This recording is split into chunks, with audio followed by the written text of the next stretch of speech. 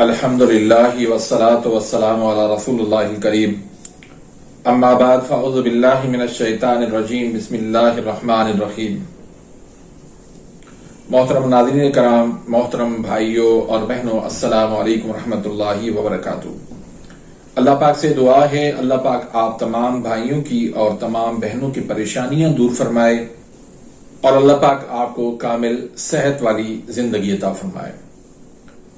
ناظرین، آج ہم ایک نئے ٹاپک کے ساتھ حاضر خدمت ہیں۔ آج کا جو ہمارا ٹاپک ہے کہ جگر خراب کیوں ہوتا ہے اور اس کا درست علاج کیا ہے۔ ناظرین، جگر انسانی جسم کا وہ اعضائے رئیسہ ہے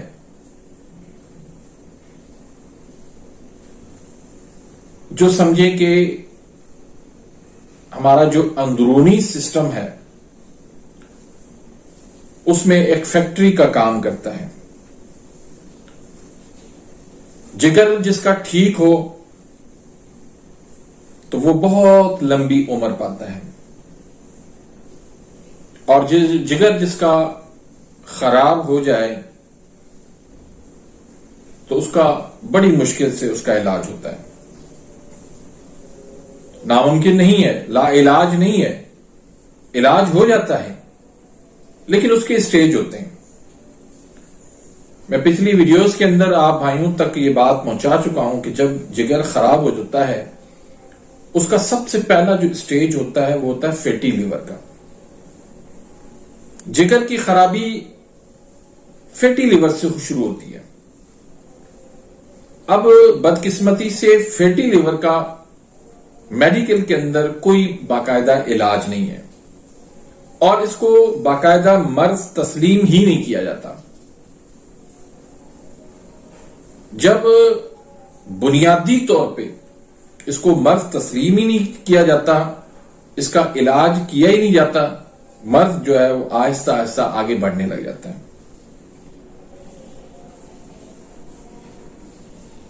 فیٹی لیور ہوتا ہے، پھر ہیپاٹائٹس سی ہوتا ہے، ہیپاٹائٹس بی ہوتا ہے، پھر لیور سروسس ہو جاتا ہے، پھر بات لیور کینسر تک آ جاتی ہے۔ تو اگر پراپر طریقے سے اس کا درست علاج کیا جائے تو جگر آپ کا کبھی بھی خراب نہیں ہو سکتا۔ ہمیں یہ بات سمجھائی گئی ہے، پڑھائی گئی ہے کہ جگر جو ہے وہ حرارت کی زیادتی سے خراب ہوتا ہے۔ جگر جو ہے وہ گرمی سے خراب ہوتا ہے۔ حالانکہ جگر جو اس کی خرابی کی جو اصل وجہ ہے وہ ہے سودا، تیزابیت۔ یہ تیزابیت جو ہے وہ جگر کو بالکل گلا دیتی ہے۔ جب اس کو کنٹرول کیا جائے تو جگر کبھی خراب نہیں ہو سکتا، لیکن جب سودا بڑھتے بڑھتے بات جو ہے وہ ہیپاٹائٹس، لیور سیروسس اور لیور کینسر تک آ جائے، پھر ایک قابل حکیم ہی اس کا علاج کر سکتا ہے۔ پھر یہ معمولی مسئلہ نہیں ہے، اور زیادہ تر لیور جو خراب ہوتا ہے وہ جگر کے جو غدد ناقلہ اس کا بند ہو جانے سے خرابی پیدا ہوتی ہے۔ آپ غدد ناقلہ کو کھول دیں، خودی اعصابی تحریک پیدا کر دیں تو اللہ کی فضل کرم سے جگر وہ نئے طریقے سے جگر وہ جو ہے وہ نئے سرے سے کام کرنا شروع کر دیتا ہے۔ اس کا سودا جو ہے وہ خارج ہو جاتا ہے، اس کی تیزابیت جو ہے وہ ختم ہو جاتی ہے، اس کے جگر کے جو فنکشن ہے وہ ٹھیک سے کام کرنے لگ جاتے ہیں۔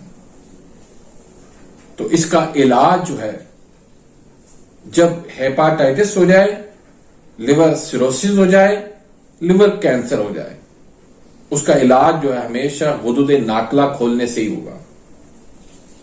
تو غدود ناقلہ کھولنے کے لیے آج میں آپ کو ایک نسخہ دینا چاہتا ہوں. جب عضلاتی اعصابی تحریک شدت میں آ جائے، ہیپاٹائٹس بی سی ہو، لیور سیروسس ہو یا لیور کینسر ہو، ان تمام مسائل میں جگر کو بالکل نیو کر دیتا ہے، جگر کی صفائی کر دیتا ہے. تو اس سے پہلے، نسخہ بتانے سے پہلے یہ میں آپ کو بتاتا چلوں کہ ایسی غذائیں جو سودا بڑھاتی ہیں، جو تیزابیت بڑھاتی ہیں، جو ایسڈ بڑھاتی ہیں، جو بادی اشیاء ہیں، ان غذاؤں سے پرہیز کرنا بھی بہت ضروری ہے. مثلا دہی ہے، لسی ہے، آلو ہے، مٹر ہے، گوبھی ہے، بینگن ہے، فروٹ چاٹ ہے، بڑا گوشت ہے، کولڈ ڈرنک ہے. ان غذاؤں سے پرہیز جب تک آپ نہیں کروائیں گے تب تک مریض کا جو مرض ہے وہ ختم نہیں ہو سکتا. تو ان غذاؤں سے پرہیز کروائیں. غدود ناقلہ کو کھولنے والی غذائیں آپ اس کو استعمال کروائیں. انشاءاللہ اللہ کے فضل کرم سے مریض جو ہے وہ مکمل صحت یاب ہو جائے گا. تو اس نسخے کے اجزاء آپ سن لیں. اس میں سونٹ ہے 4 تولہ، ریون چینی ہے 4 تولہ، نوشادر ٹھکری ہے 4 تولہ، تخم کاسنی ہے 4 تولہ، سنا مکی ہے 4 تولہ، سہاگا بریاں ہے 2 تولہ، فلفل سیاہ ہے 2 تولہ، گندک آملہ سار ہے 2 تولہ، اور ملٹھی صفوف ہے 2 تولہ. تو ان تمام چیزوں کو صاف کر کے اچھی طرح سے ان کی صفائی کر کے ان کو آپ الگ الگ پیس لیں، پھر ان کو آپس میں ملا لیں تو یہ ایک بہترین صفوف بن جائے گا. اب اس صفوف کا آپ نے یا تو 1000 mg کے آپ کیپسول بھر لیں یا پھر آپ 1/4 چمچ اس کا صبح کو دیں تازہ پانی کے ساتھ، دوپہر کو دیں تازہ پانی کے ساتھ، رات کو دیں تازہ پانی کے ساتھ، یا پھر اونٹنی کا دودھ دیں آپ اس کو یا بکری کا دودھ دیں. جگر کے مریضوں کے لیے اونٹنی کے دودھ سے زیادہ اچھی چیز کوئی نہیں ہے.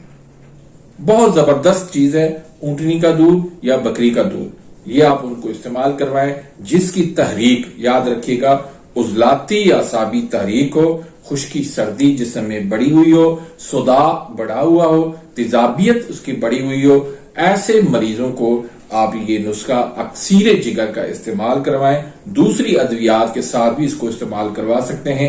اللہ کے فضل و کرم سے آپ اس کو استعمال کروا کے دیکھیں گے تو آہستہ آہستہ ان کا جگر جو بالکل ڈیمیج ہو چکا ہو، جو سیروسس کی جانب بڑھ چکا ہو، ہیپاٹائٹس ہو اور جگر کے کینسر تک ہو، تو انشاءاللہ وہ ریموو ہونا شروع ہو جائے گا اور جگر اس کا بہتری کی طرف جو ہے وہ گامزن ہو جائے گا. تو امید کرتا ہوں کہ آج کی اس ویڈیو سے آپ مستفید ہوئے ہوں گے. ملتے ہیں انشاءاللہ نیکسٹ ویڈیو میں، تب تک کے لیے اجازت. اللہ حافظ.